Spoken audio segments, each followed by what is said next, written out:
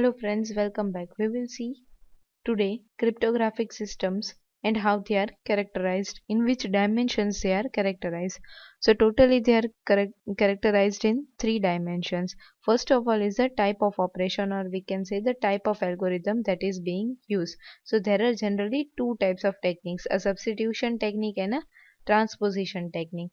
In substitution technique, what is happening? Each plain text letter is replaced or mapped with another letter, that we will see in detail in our further video. Substitution technique.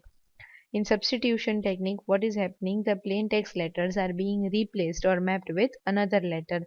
And in transposition technique, what is happening? Elements in the plain text are rearranged. So for substitution technique, we can say scissor cipher, heel cipher, etc. are the examples of substitution technique. And for transposition technique, we can say rail fence. So the type of operation or the type of algorithm used is the first dimension. Then the second dimension is the number of keys being used. So if both sender and receiver are using the same keys, the system is referred as symmetric or single key, secret key, or conventional encryption. These are the another name of symmetric key cryptography. So if same key is being used for encryption and decryption, we can say it is symmetric key cryptography. And if they are using two keys, then we can say it is asymmetric key cryptography or public key encryption. So second dimension depends on the number of key being used. Then is the third one, the way in which the plain text is being processed, block cipher or stream cipher. So how the plain text, that is our original message, is being converted into cipher text, that is in the form of the block or in the form of a stream. So, what a block cipher process is the input of one block of elements at a time. So, one whole block is being converted, producing an output block for each input. And for a stream cipher process, the input element continuously producing output one element at a time. As it goes on, one element at a time is converted.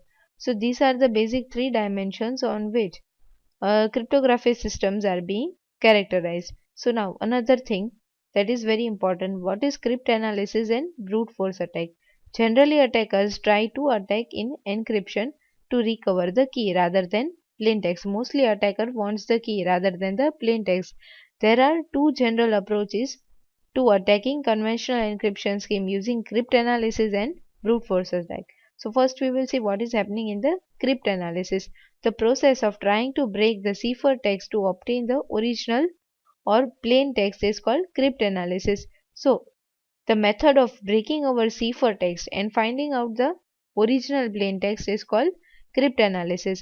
It is study of ciphers and cipher text with a view of finding weakness in them to retrieve the plain text from the cipher text without necessarily knowing the key or the algorithm. So which key or which algorithm is being used in it, it is not necessary to find out that, but from the cipher text they will be able to obtain the plain text. It is the breaking the code, and the person attempting cryptanalysis is called cryptanalyst.